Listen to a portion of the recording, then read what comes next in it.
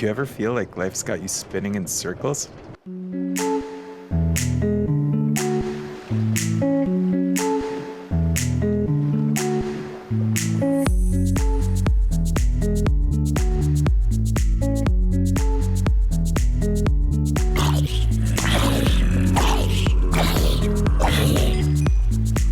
Ah, zombies. There's nothing in Minecraft that makes me happier than a zombie spawner. I discovered my love for them in Bedrock Edition on my PS4 when I accidentally discovered that they lower villager trading rates. To my utter and complete shock, I found my traders suddenly giving me massive discounts, a feature Java does not have. Regardless, my love for them still carries over to Java. It had been quite some time since I last played in this world, so I decided I'd head back to my original camp and mine for some more diamonds. I chose a direction and started mining. I found a couple diamonds, dodged a little lava, but soon I got bored. Crawling around in a hole wasn't quite scratching the itch I was feeling, so I decided I'd instead mine to the surface and build my first base. Earlier in the week, I came across a picture. I wanted to give building it a go in Minecraft. The only problem was I wasn't sure where to do it. I considered exiting by my newly made zombie spawner and building it wherever I popped out. But ultimately, I decided to instead build it closer to where I had spawned, as I really liked the area. It held many resources I'd need. And besides that, I missed it too. Happy with my decision, I began building my stairway to the surface. I started mining and placing stairs when I suddenly came across another zombie spawner. It had lava on one side of the room and one single chest. Not much loot of value besides diamond armor for a horse I didn't have. I'd need a saddle before that would even matter. I found an opening on one side leading out to more cave. I followed that up, dropping torches as I went.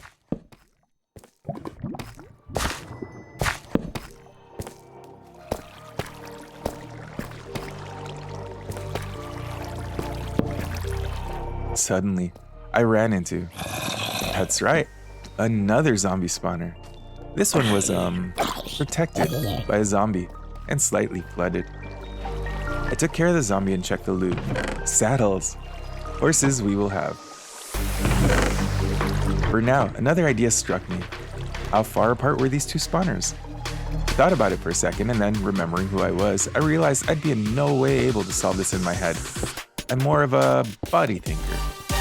I got to work carving out a path between the two spawners at a diagonal to try to see if I could find a spot between the two where I could activate both at once.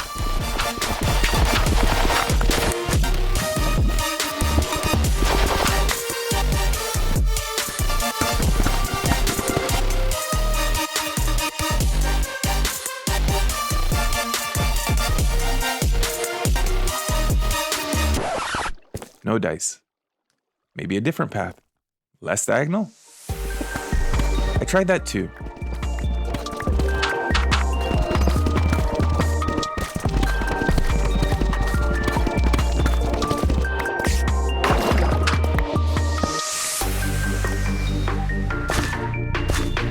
Nope. I found that they were a few blocks too far apart to keep them both running.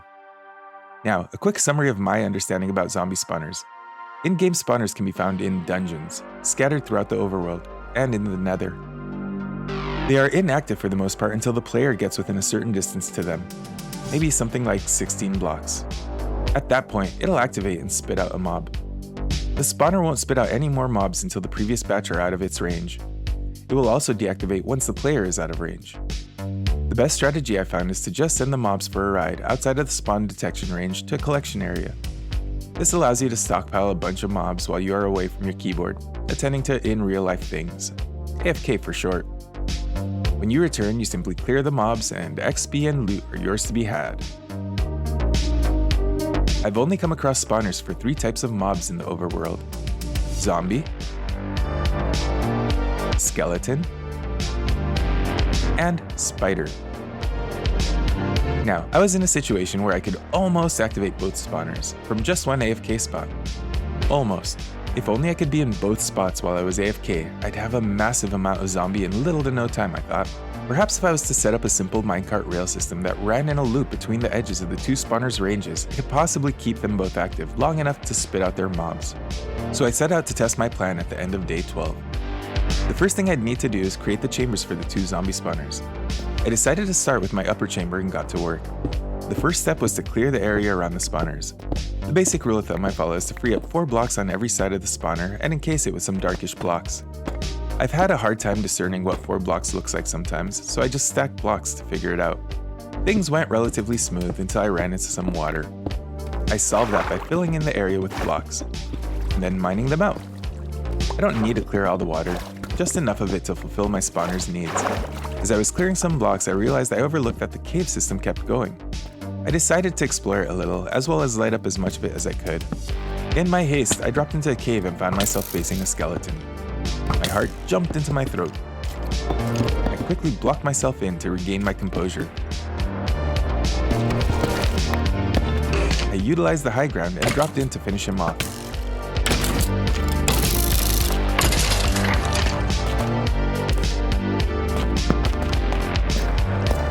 I used up the rest of my torches, and then I realized I'd need a whole bunch more to spawn-proof this area.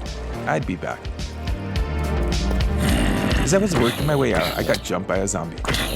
Fumbling for my sword, I hit him with whatever I was holding. Having finally grabbed my sword, I finished him off. I sealed off the entrance to the area quickly and loosely, just enough to discourage any uninvited guests from coming. I returned to my spawner and decided to seal off that area even more. Should my spawn rates be low, I'd most likely have to return to light it up more, as well as dispatch any lingering mobs.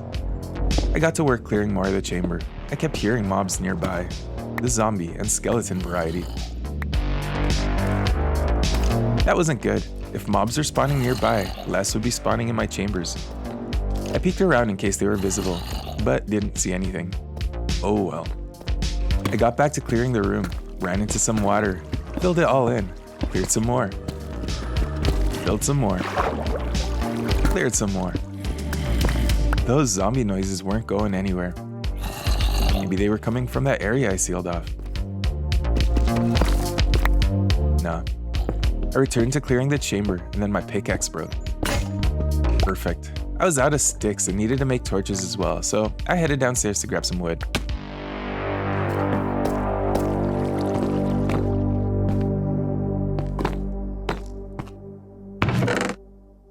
Huh. Maybe I unloaded it in one of the spawner chests? Not here either. Noticing how overloaded I was, I thought it wise to unload some of my inventory.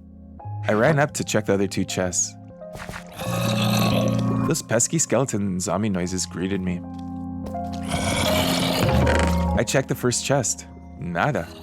I dumped more stuff. I only wanted to carry the essentials. And the glow ink, I guess.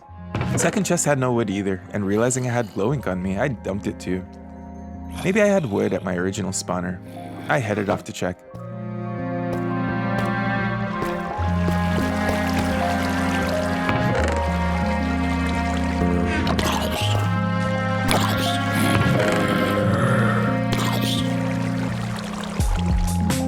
I grabbed what was left of value from the chest, offloaded some stress getting some zombies, and then I headed back. I decided I would need to start storage area as my inventory management presently left a lot to be desired. I cleared out some space. Having loads of deep slate, I decided to build with deep slate bricks. I ended up using most of my wood on my chests. I organized my inventory, and then that of my temporary chest. I collected my junk, and the chest from around the spawners.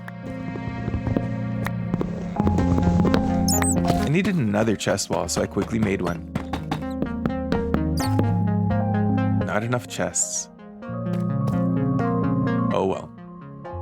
I realized I would need to go to the surface to get coal for more torches. I was happy about that as I was curious where I'd come out. Surprisingly, it went pretty smooth. Found some lapis, copper, gold, and iron. Then I hit coal. the missing ingredient for my torches.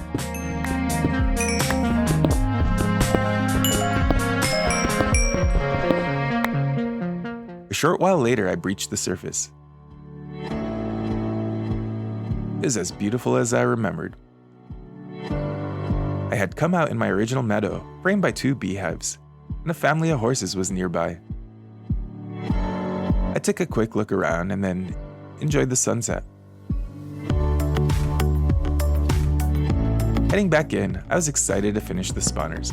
I couldn't wait to start building and exploring the topside world. When I got back, I decided to make an automated furnace system so that I could smelt multiple items. I went about setting one up. The design was simple. It would require 3 hoppers and 3 chests. Being light on wood, I had to repurpose some of my storage chests for the cause. The first order of business was clearing out some room. Next, I placed a collection chest for the smelted items to go into. Needing more room to work, I cleared a little more space. Then, a hopper leading into the chest, followed by the furnace on top of that hopper. A hopper leading into the side of the furnace to funnel fuel was my next move, and then a chest for fuel storage on top of that. On top of the furnace, I placed a hopper that would funnel the items I wished smelted, and a chest for those would-be smelted items topped that. Lastly, a lever to power the furnace on or off. My simple smelter system was now complete. I loaded up the items to be smelted and dropped in some lava for fuel. Just then, a crack of thunder startled me. I love rain, both in real life as well as in Minecraft, so it was a welcome surprise. Returning my focus back to the furnace, I flipped it on, got a new bucket of lava, and dropped that into the fuel chest. Not much more to do here, so I turned my attention back to the spawners. I got to work clearing out the remainder of the area. In the process, I discovered a large dark cave beneath. I suspected that might have been where those mob noises had been coming from earlier, but it was quiet now. The mobs may have despawned when I went topside for coal. I sealed it up. It was to be future Father Grimm's problem now. While mining out blocks, I was plagued by flowing water. It appeared the spawner was next to a water system of some sort, so I had a little trouble with flooding, but nothing that couldn't be easily handled. I finished my top chamber, prepped the drop chute, and then headed down to repeat the process on the lower one. I cleared the walls to the chamber area without any major complications. It was when I got to the drop chute I ran into my big problem. I was down at bedrock. My usual design wouldn't work, as there wasn't enough distance to drop the zombies down into a flow tunnel. I'd have to try something different. I needed to think about this, so I decided to go topside to collect some wood for the tracks.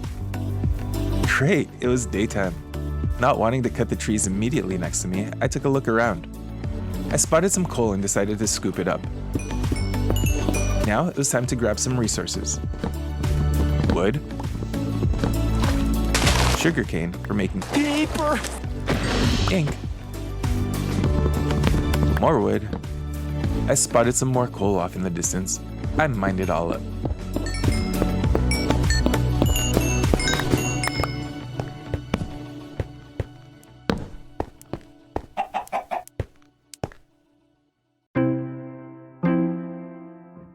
I found the original water entrance I had used when I first traveled below ground.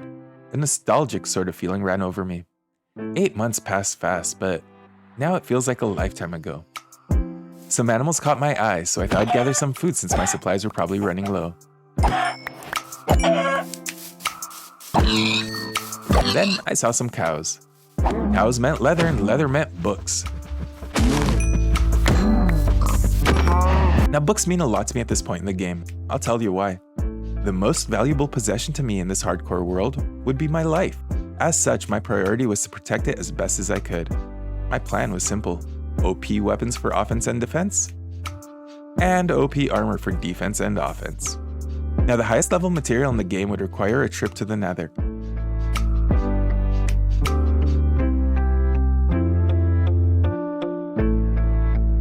Nope.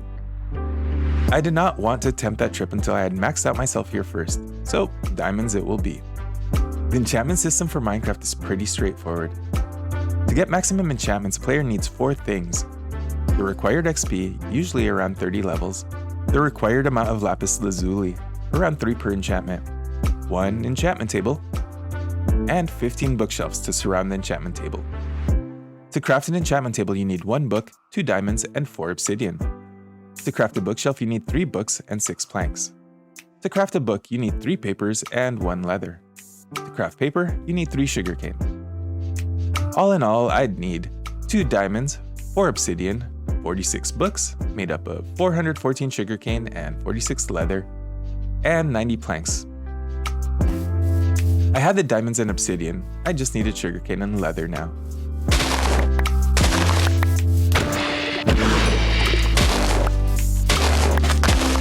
I realized night was falling fast, so I booked it as fast as I could back to my stairway.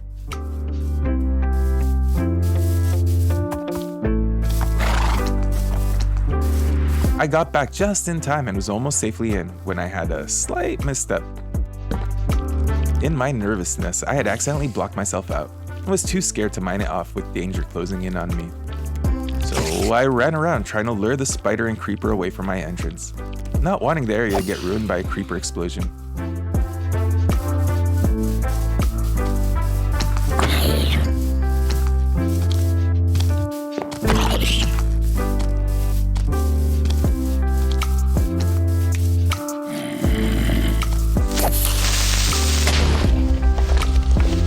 I failed in my objective, but the damage was minimal and it yielded a coal location. You take your wins where you can get them.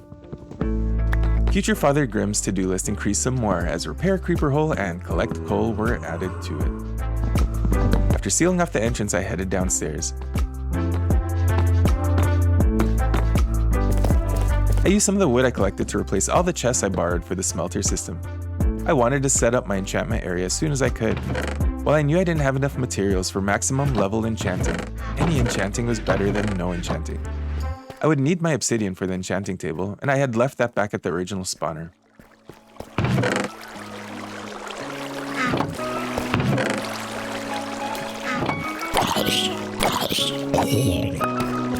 On the way back, I realized I was letting my hunger bar dip perilously low. Having nothing good to eat, I resigned myself to eating some zombie flesh. My daughter would be so proud of me.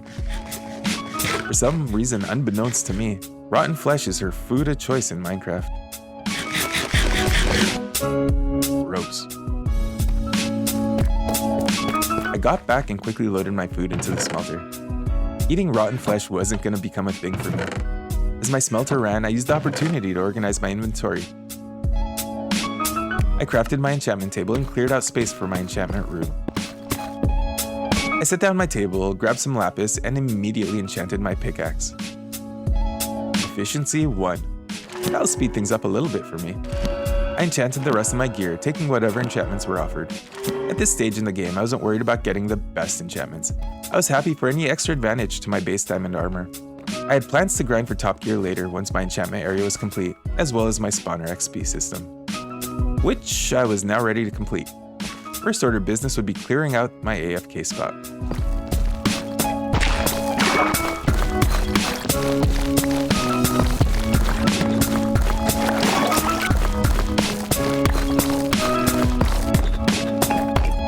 I cleared out just enough room for the tightest track I could make, covering the 2 spots that activated the spawners. I crafted some Minecraft rails, both normal and powered.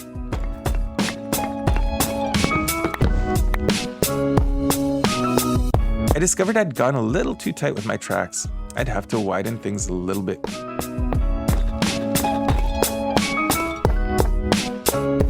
That worked. I placed the minecart down and gave it a test ride.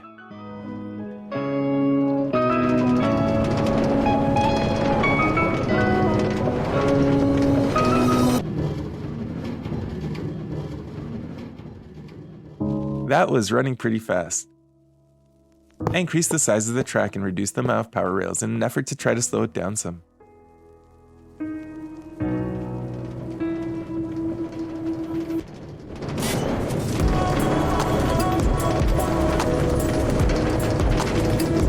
It's still kind of fast.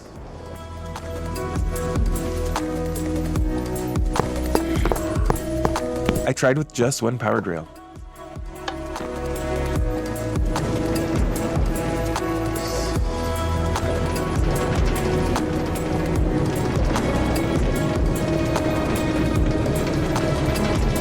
This might work. I need to get the chambers finished off before I could test it all out. I would start in the upstairs chamber first. The zombie noises let me know that mobs are still spawning close by. Had to handle that.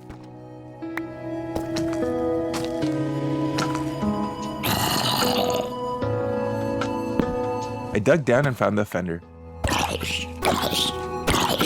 I dispatched the zombie quickly and set about torching the area, hoping to curb the issue.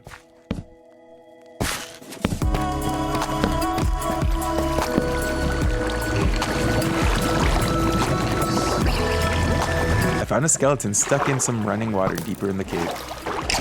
I took care of it easily enough, but ended up leaving the area. I figured it might be far enough to be a non-issue. Should I be wrong? Well, I trust future Father Grimm can handle it. I pillared back into my chamber, refilled my water, and headed down to my lower chamber to sort out the collection system for it. My usual 4 blocks of water in each corner was not going to do the trick. I was going to have to try something different. I'd run water along the back wall and have it push the mobs forward. Okay, so now I needed to push them towards one central block. A little experimenting later, and I think I had it. I'd need luck on my side to get this working. Oof, bedrock. I had to drop a level, but there was bedrock right in front of me. This tunnel would have to turn.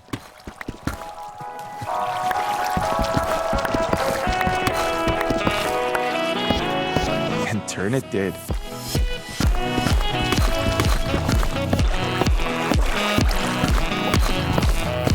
I found it! A tiny area with a 1 block drop. This might actually work.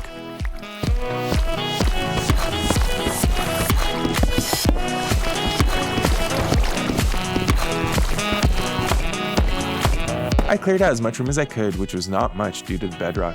It was tight, but it should work. I connected my collection chamber to my base camp. Next up, I'd need to set up my drop chute for the mobs from the second spawner. I wanted them to drop most of the way. The damage inflicted on landing would make them easier to finish off. Success. Almost done now. I sealed off the room, placed water in the 4 corners, and knocked off the torches. I ran down to collect the materials, and redesigned a little bit to try to make that easier to do. I ended up settling on using walls. I just manually knock it out to collect items whenever needed. Ugly? Maybe, but it'd do for now. Next, I would need a new path between my base camp and my AFK spot, since the spawn area I was using now to travel through would be sealed off. Perfect. I took down my staircase and moved it to its new location. I prettied up the AFK spot a little more. I was now ready to turn on the upper spawner. I knocked out the torch and let it do its thing.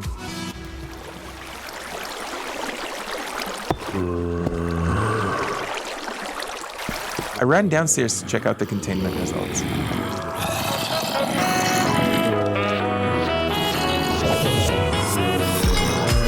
Success.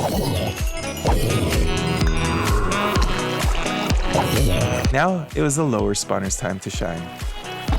I sealed it up, cleared its torches, and oops, need to finish the upstairs walls.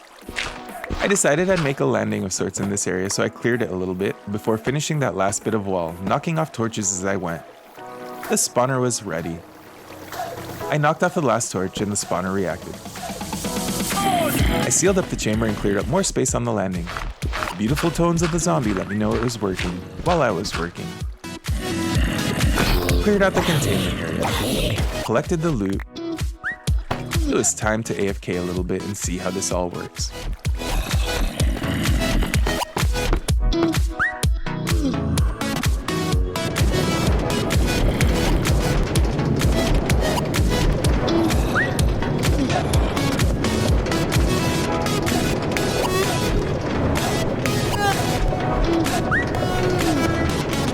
Sadness. After a short AFK session, I discovered my device needed some work, but it was bedtime in the real world. I'd fix this tomorrow on Halloween.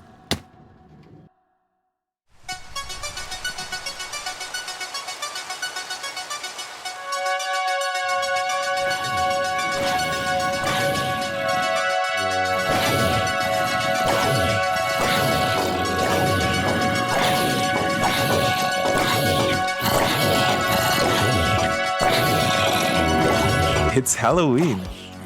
I discovered a mob backup problem in the collection area, but I would be unable to fix that because of the bedrock. I'd have to fix that with soul sand at a future date. My other problem seemed to be I was whipping through the range of the spawners a bit too fast. I would solve this by widening my track system until it worked.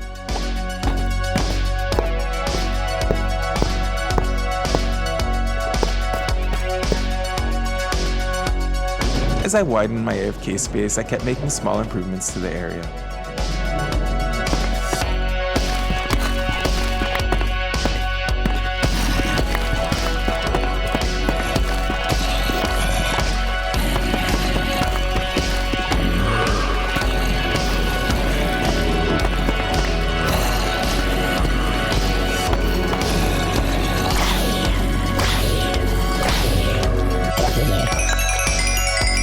Now, the final test.